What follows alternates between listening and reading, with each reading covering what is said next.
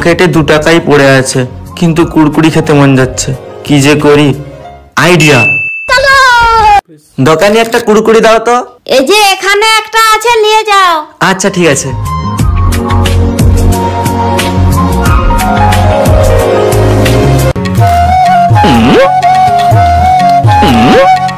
কুড়কুড়ির 5 টাকাটা দাও।